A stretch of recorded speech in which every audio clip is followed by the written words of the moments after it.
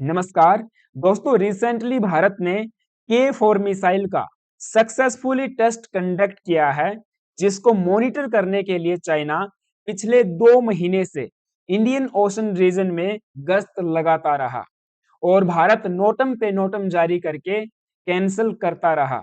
आपको याद होगा, दिसंबर महीने में 4 बार नोटम जारी किया गया था and those kind of notems indicated this could be a ballistic missile test which is nuclear capable and at the same time China ने रिसर्च के नाम पर 4 स्पाई वेजल्स को डिप्लॉय कर दिया था across the northern, central and eastern Indian ocean, ताकि भारत पे नजर रखी जा सके एंड डाटा को कलेक्ट किया जा सके।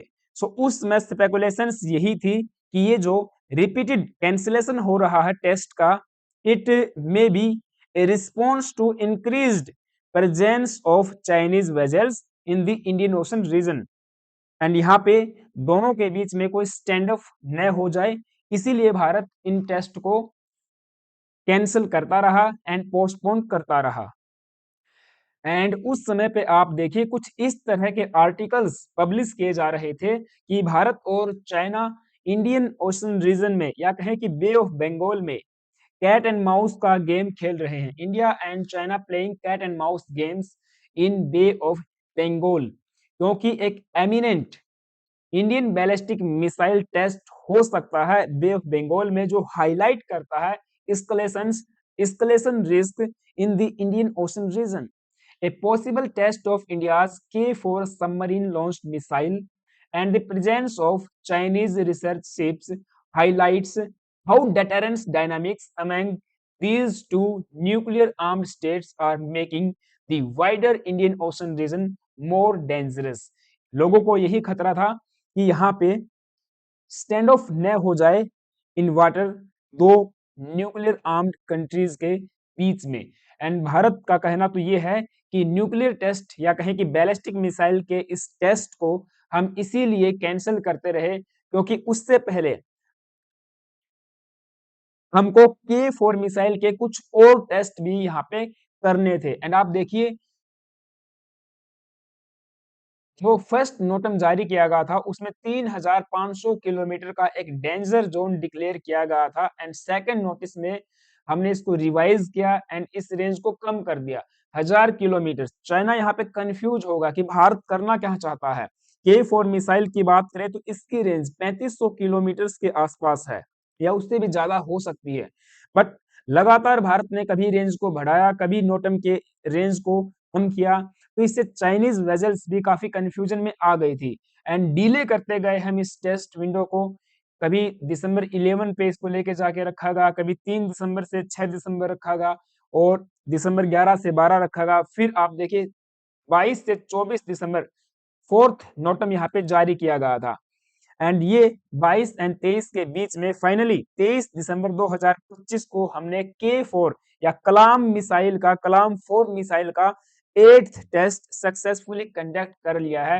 एंड ये सबसे खास बात क्या है, इसकी सबसे खास बात ये है कि ये एक सबमरीन लॉन्च्ड बैलिस्टिक मिसाइल है, जो हमारी अग्नि 3 मिसाइल थी उसी का एक ये एडवांस वेरिएंट है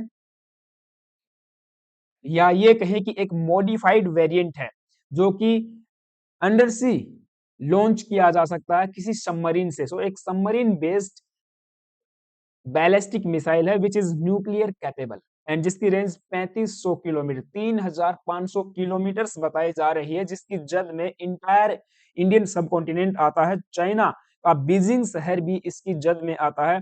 पाकिस्तान और बांग्लादेश जैसे आतंकवादी स्टेट्स की बात ही नहीं है। एंड नोटम्स की बात करें तो बेसिकली नोटम होता है नोटिस टू एयरमैन। एक ऐसा नो फ्लाई जोन डिक्लेयर कर दिया जाता है कि जहां पे कुछ भी डेंजरस हो सकता है। भारत तो वहां पे मिसाइल टेस्ट कर सकता है या कोई अदर टाइप ऑफ टेस्ट किया जा सकता है। वहां पे ह्यूमन एक्टिविटीज को प्रोहिबिट किया जाता है। कोई भी एयर स्पेस मीन्स उस एयर स्पेस को ही हम बंद कर देते हैं, वहां पे नो फ्लाइंग जोन भी डिक्लेयर हो जाता है। ये नोटम होता है नोटिस टू एयरमैन। कोई भी आदमी ह्यूमन एक्टिविटी वहां पे न करे। पहला हमने कुछ इस तरह से 3500 किलोमीटर्स का नोटम जारी किया, इसकी रेंज को कम किया गया, फिर बाद में कैंसिल कर दिया गया। इस तरह से आप देखिए पूरी न्यूज मीडिया में आपको देखने को मिल जाएगी वेरियस सोर्सेज के माध्यम से कि भारत ने कैसे नोटम जारी किया। 11 दिसंबर का ये नोटम आप देख पाओगे, 12 दिसंबर का नोटम, इसके बाद ही ये वाला जो नोटम है ये 17 से 20 दिसंबर को जारी किया गया था। इसमें रेंज को हमने और भी ज्यादा बढ़ा दिया कि हम और एक लंबा टेस्ट कर सकते हैं। तो चाइना यहाँ पे बेसिकली बहुत ज्यादा कंफ्यूजन में आ गया था। इसके बाद 22 से 24 दिसंबर का ये नोटम था जो आप देख पा रहे होंगे, एंड इसी नोटम के अंडर में हमने ये वाला टेस्ट जो है कर दिया है। India test K4 missile with 3500 kilometre range from nuclear powered submarine. Nuclear powered submarine Arihant class की जो सबमरीन INS अरिघात है उससे इसको टेस्ट किया गया है। वेरियस मीडिया आउटलेट्स के द्वारा इस न्यूज को कवर किया गया है जो यहाँ पे आप देख पा रहे होंगे, times of India, news 18, NDTV, news x and various type के मीडिया हाउस इस न्यूज को कवर कर रहे हैं कि भारत ने सफलतापूर्वक एक न्यूक्लियर कैपेबल मिसाइल को समुद्र की गहराइयों से टेस्ट कर लिया है, जिसकी जद में पाकिस्तान, बांग्लादेश और चाइना जैसे देश आते हैं जो भारत के एडवर्सरीज हैं। K4 missile successfully test fired, Pakistan Bangladesh in fear, check range, warheads and lethal capabilities. हम इसके ऊपर जरूर आएंगे एंड हम आज ये भी बात करेंगे कि इसका स्ट्रेटेजिक सिग्निफिकेंट क्या है। तो हम इसके बारे में इतनी बात जो है कर रहे हैं, लेकिन चलिए उससे पहले हम K4 मिसाइल के बारे में बात कर लेते हैं। सो बेसिकली K4 या कलाम 4 के सीरीज की ही मिसाइल है जो डॉक्टर APJ अब्दुल कलाम को डेडिकेटेड है, एंड ये एक न्यूक्लियर कैपेबल मिसाइल है। इट मींस न्यूक्लियर वारहेड को कैरी कर सकती है। Intermediate range ballistic submarine launched ballistic missile है। तो ये एक बैलिस्टिक मिसाइल होने के साथ साथ सबमरीन से इसको लॉन्च कर सकते हैं, मोबाइल प्लेटफॉर्म से लॉन्च किया जा सकता है, एंड सबमरीन से लॉन्च करके भारत उस एलिट क्लब में शामिल हो गया है जिनके पास ये कैपेबिलिटी है। जैसे कि बात कर सकते हैं चाइना की, यूएस की, Russia, France and UK. I think German भी शायद इसमें शामिल है या फिर नहीं है, but China, Russia, UK, France and US तो ऑब्वियस सी बात है वे इस क्लब में हैं जिनके पास एक ऐसी मिसाइल है जो न्यूक्लियर कैपेबल है एंड सबमरीन से लॉन्च की जा सकती है। बट खास बात यह है कि इनकी जो रेंज है वो काफी ज्यादा है। चाइनीज मिसाइल की जो रेंज है वे 7 से 8 हजार किलोमीटर बताई जाती है, वहीं यूएस एंड रसिया के पास 12 से 13 हजार किलोमीटर की रेंज वाली मिसाइल्स हैं। ऐसे ही फ्रांस एंड यूके के पास में भी हैं, बट फिर भी हमारी रेंज 3500 किलोमीटर के आसपास है, लेकिन हमारे पास वो कैपेबिलिटी तो है, हमने इंडिजीनियसली उस चीज को डेवलप किया है। वो सबसे बड़ी बात है, हमने खुद रिसर्च इसके ऊपर की है, कहीं से भी ट्रांसफर ऑफ टेक्नोलॉजी यहाँ पे नहीं हुई है, तो कोई भी लूप होल्स होने की बात ही नहीं है। सो इसे डेवलप किया गया है DRDO के द्वारा एंड इसको आर्म किया जाएगा अरिहंत क्लास की सबमरीन्स पे। सबसे पहले इसको INS अरिघात पे इंस्टॉल किया जाएगा। आपको बता दूं जो हमारी न्यूक्लियर पावर्ड सबमरीन्स हैं उनमें केवल 3 ही अभी तक डिप्लॉय या कहें कि इंडक्ट की गई हैं into the Indian army, Indian navy, जैसे कि INS अरिहंत, INS अरिघात और INS अरिदमन जो रिसेंट आई थिंक 2024 में ही इंडक्ट की गई थी। एंड जो फोर्थ है वो S4, कोड नेम है S4 के नाम से जानी जा रही है। उसका ऑफिशियल जो नाम होगा वो आने वाले समय में डिक्लेयर कर दिया जाएगा। Now INS Arihant and Arighat, इनके पास 4 वर्टिकल लॉन्चिंग सिस्टम्स हैं, एंड वर्टिकल लॉन्चिंग सिस्टम यहाँ आप देख पा रहे होंगे कुछ इस तरह का दिखने वाला ये सिस्टम है जिसमें मिसाइल्स को रखा जाता है। तो 4 वर्टिकल मिसाइल्स, 4 मिसाइल्स को एट ए टाइम इस सबमरीन से हम लॉन्च कर सकते हैं। एंड आने वाले जो अरिदमन एंड S4 है उनके पास में 8 वर्टिकल लॉन्च सिस्टम्स होंगे या हैं, क्योंकि डबल हैं प्रीवियस से, तो ये भी हम इसमें भी इजाफा करते जा रहे हैं। आप कहोगे कि आईएनएस अरिहंत में इसको हमने क्यों इंडेक्ट नहीं किया, क्योंकि देखिए आईएस अरिहंत में पहले से ही B05 नाम की एक मिसाइल इक्विप्ड है एंड उसको डिजाइन ही कुछ इस तरह से किया गया है। बट इसके बाद की जितनी भी हमारी मिसाइल्स हैं न्यूक्लियर पावर्ड, उनमें K4 क्लाम 4 मिसाइल को ही इंडक्ट किया जाएगा एंड इसकी रेंज को हम लगातार बढ़ाते जाएंगे। रेंज तकरीबन 7 से 8,000 करने का हमारा प्रयास होगा। नाउ अब इसका स्ट्रेटेजिक सिग्निफिकेंट क्यों है या क्या है, तो सबसे पहला पॉइंट तो यही निकल के आता है कि भारत उस एलिट क्लब में शामिल हो गया है जिसमें कुछ चुनिंदा देश हैं जिनके पास ये कैपेबिलिटी है। अब एक डेटरेंस यहाँ पे क्रिएट होता है।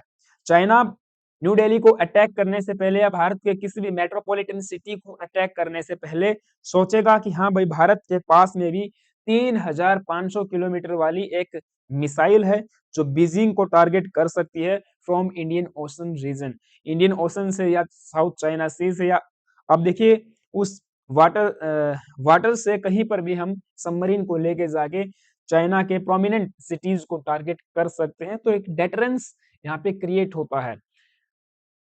सेकंड, ये भारत की जो सी बेस्ड न्यूक्लियर ट्रायड है उसको भी स्ट्रेंथन करता है। क्यों? क्योंकि पहली ये मिसाइल होगी एंड फर्स्ट मींस वेपन होगा जो ऑपरेशनलाइज किया जाएगा इंडियाज सी बेस्ड न्यूक्लियर ट्रायड में।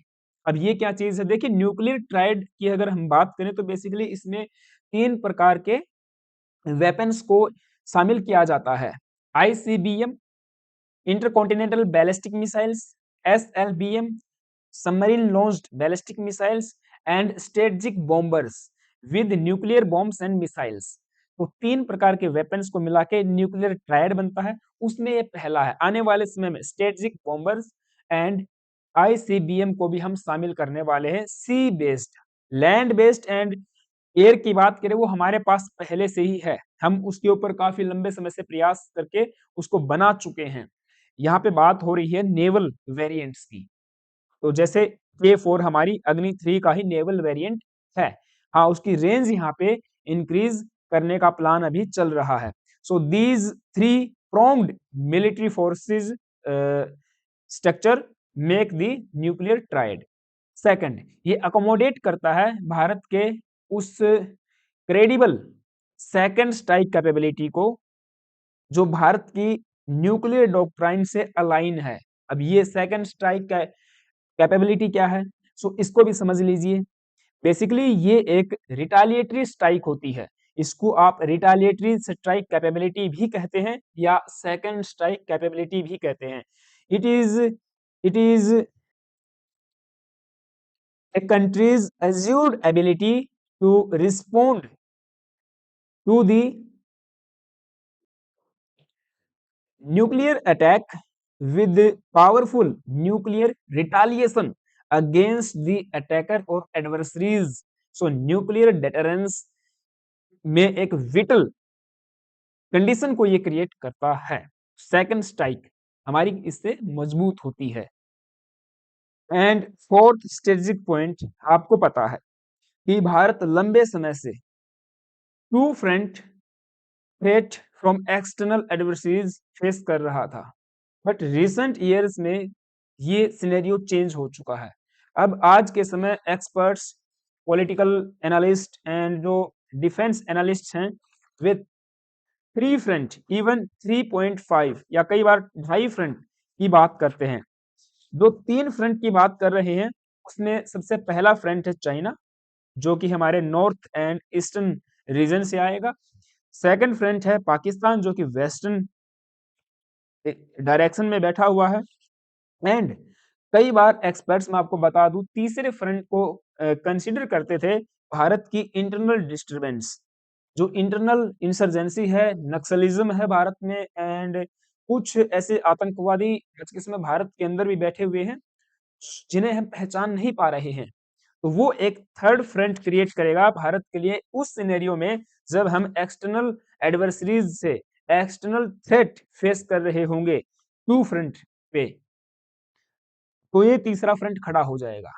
बट नाउ उस चीज को भी कहीं ना कहीं हम रिड्यूस कर लेंगे एंड इंडियन सिक्योरिटी एजेंसीज बखूबी अपना काम कर लेंगी। तो अगर उसको हम नेग्लिजिबल करें, तो तीसरा फ्रंट यहाँ पे अभी क्रिएट हो रहा है बांग्लादेश की तरफ से। आप सबको पता है रिसेंट जो डेवलपमेंट हुई है शेख हसीना के आउस्टर के बाद, पपेटरी एस्टेब्लिशमेंट वहां पे आ बैठी, anti India narrative, anti India propaganda खूब वहां पे फल फूल रहा है। भारत को हर एक प्रकार के डेवलपमेंट के लिए जिम्मेवार ठहराया जा रहा है। अगर बांग्लादेश में कोई कुतिया भी वहां पे बीमार होती है तो उसके लिए भारत को ही जिम्मेवार ठहराया जा रहा है।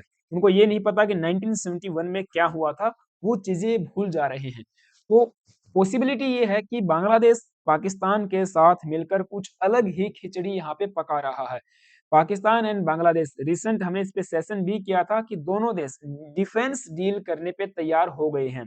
एक कंप्रीहेंसिव एंड जॉइंट प्लान यहाँ पे बनाया जा रहा है कि कैसे आने वाले फ्यूचर में एक डिफेंस एग्रीमेंट यहाँ पे किया जाए। उसका कंटेंट एंड ड्राफ्ट तैयार करने के लिए दोनों देश एग्री हुए हैं। दोनों देशों के ऑफिशियल्स आपस में मिल रहे हैं। आपने रिसेंट देखा भी होगा, काफी सारी इंगेजमेंट्स पाकिस्तान और बांग्लादेश के बीच में हुई हैं। तो ये तीसरा फ्रंट जो कि ईस्टर्न साइड से आ रहा है, ये खुल रहा है। 1971 की सिचुएशन की तरफ हम दोबारा जा रहे हैं। इसीलिए अर्जेंट नीड है to plan against three front threat. ये जरूरी हो जाता है भारत के लिए। वेरियस टाइप की रिपोर्ट्स, आर्टिकल्स इस पे आपको देखने को मिल जाएंगे। Devil's triangle, India's strategic nightmare could be choke north east. हालांकि ये यहाँ पे चाइना की एंड बांग्लादेश की स्पेसिफिकली मेंशन इसमें किया गया है कि कैसे चाइना एंड बांग्लादेश दोनों मिलकर भारत के चिकन स्नैक कॉरिडोर या सिलीगुड़ी कॉरिडोर को चोक करने के लिए प्लान बना रहे हैं। चाहे नेपाल के दमक में चाइनीज बीआरआई का प्रेजेंट होना हो, या भूटान के डोकलाम में इशू क्रिएट करके गेलीपिहू को ऑब्टेन करना हो, या फिर लाल मोनिर हाट बांग्लादेश में जो एक ब्रिटिश एरा का air space, not air space, air station था, उसे फिर से रिवाइव किया जा रहा है। तो इस तरह से आप देखिए चाइना, पाकिस्तान एंड बांग्ला, एक ट्रायंगल हम भारत के इर्द गिर्द देखने को मिल रही है, जो एक बड़ा स्ट्रेटजिक थ्रेट है भारत के लिए। So three threats and recalibration of India's grand strategy. हमको रिकैलिब्रेट करना होगा हमारी स्ट्रेटजी को, न्यूक्लियर डेटरेंस को। इसीलिए इस टाइप के जो टेस्ट हैं वो नेसेसरी हो जाते हैं, एंड आगे भी हमें इस रेंज को बढ़ाना होगा। आई होप आपको सारी बातें समझ आई होंगी कि क्यों ये K4 मिसाइल का टेस्ट भारत के लिए इतना सिग्निफिकेंट है, एंड कैसे भारत ने चाइना को चकमा दिया, कैसे उसको उल्लू बनाया, एंड ये टेस्ट हमने कर लिया है। तो ये मेरी तरफ से था। आई होप कि आपको सारी बातें समझ आई होंगी। आपका सबका क्या ओपिनियन है मुझे कमेंट बॉक्स में जरूर बताना गाइज। चैनल पे नए आए हो तो प्लीज एक सब्सक्राइब करना, वीडियो अच्छी लगी है तो लाइक भी आप कर सकते हो। Thank you, have a nice day.